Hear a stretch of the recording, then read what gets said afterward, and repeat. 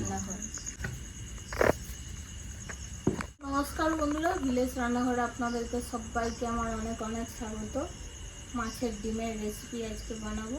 তো যারা মাছের ডিম খেতে অনেকেই হয়তো পছন্দ করেন না, কিন্তু আজকে যে ধরনের বানাবো সবাই কিন্তু খেতে পছন্দ করবে।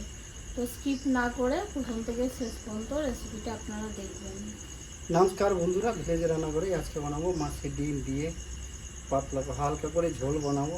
তো আপনাদের সঙ্গে থাকুন কী করে আমি বানাই। তো বন্ধুরা, আজকে নতুন রেসিপি বানাইছি, তো আপনাদের সঙ্গে সয়াবিন ভিজিয়ে পেস্ট করে নিয়েছি। পুরো বেশি গুঁড়ো করে নিই, কিন্তু আমি পেস্ট করে নিয়েছি। এবারে এখানে দিয়ে দেবো মাছের ডিমটা। আমি ভালো করে দিয়ে জল ঝরিয়ে রেখে দিয়েছি। দিয়ে দেবো মাছের ডিম, কাঁচা লঙ্কা, পেঁয়াজ,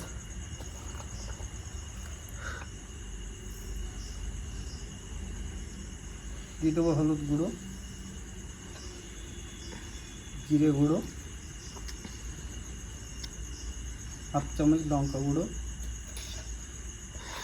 আর হাফ চামচ থেকে হাফ চামচ গোলমরিচ গুঁড়ো।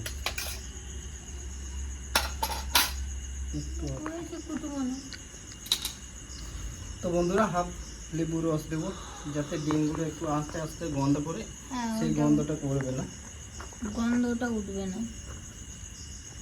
এবার দেবো আমি দুটো ডিম। মাছের ডিমে আবার মুরগি ডিম। আমি ফ্রাই প্যানটা বসিয়ে দেবো। দিয়ে দেবো সর্ষের তেল।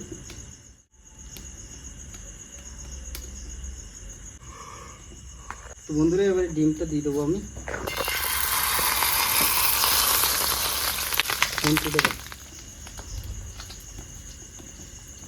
এভাবে হালকা হালকা আছে ভাজতে হবে, বেশি জালটা দিলে পুড়ে যাবে নিচে। আস্তে আস্তে কিন্তু ফুলছে উপর দিয়ে, হালকা হালকা আস্তে একটু ঢাকা দিয়ে করতে হবে। পাল্টি করে নেবো, সাইড থালাটা নেবো।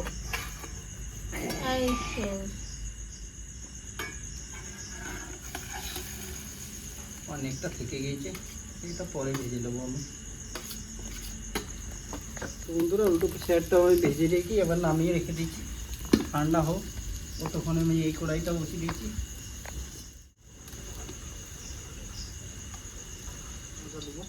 আর দিয়ে দেবো গোটা জিরে,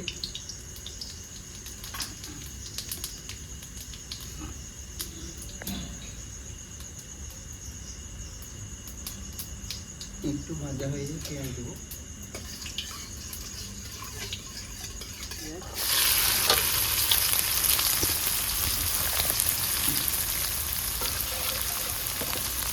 বন্ধুরা, পেঁয়াজটা ভাজা হয়ে গেছে, এবার দিয়ে দেবো আদা রসুনের পেস্ট। ভালো করে নেড়ে চেড়ে নেবো।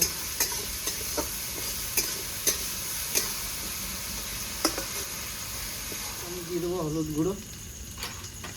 এখানে আমার জিরে আর ধনে একসঙ্গে গুঁড়ো করা আছে। কালারের জন্য লঙ্কা গুঁড়ো, আর দিয়ে দেবো গোলমরিচ গুঁড়ো। ঝাল হবে আজকে,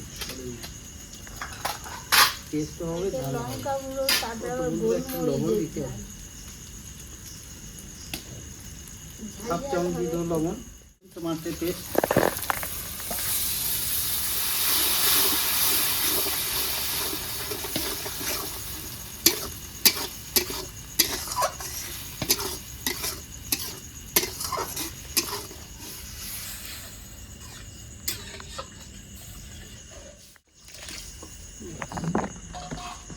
তো সব ভাজা হয়ে গেছে, এবার কেটে নেবো, পিস পিস করে নেবো।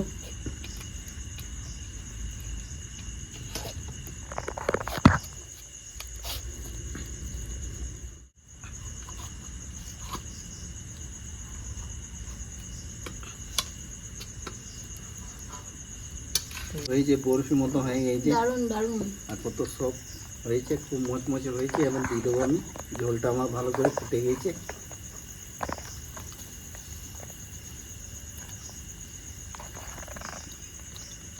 ভাজাটাই খেতে যা লাগছে না বন্ধুরা।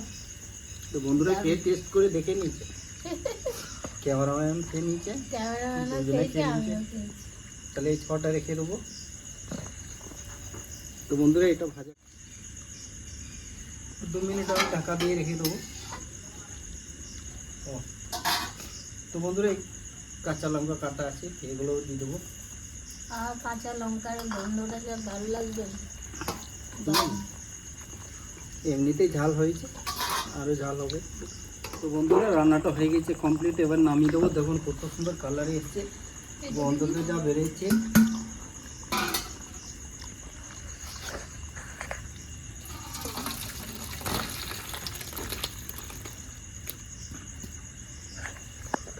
তো বন্ধুরা মাছের ডিমের রেসিপি দিয়ে এবার ভাতের সাথে খাবো, দেখি কেমন লাগে।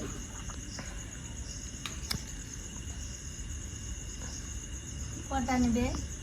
একটাই। দুটো। এত খেতে ভালো তো হয়েছে। বন্ধুরা শুধু মাছের ডিম নয়, মাছের ডিম, পোলট্রি ডিম, তারপর সয়াবিন, সব ভিটামিন আছে এই তরকারিটা মিক্স করে দিয়েছি। হ্যাঁ, তো একবার বন্ধুরা এগুলো বানিয়ে দেখুন, খেয়ে দেখুন কত টেস্ট লাগছে। তবে আর খেয়ে ভাজা। আর প্রতিদিন ইচ্ছা করবে কি আর বানাবো না। দেখুন কত সুন্দর হয়েছে, মুচমুচে।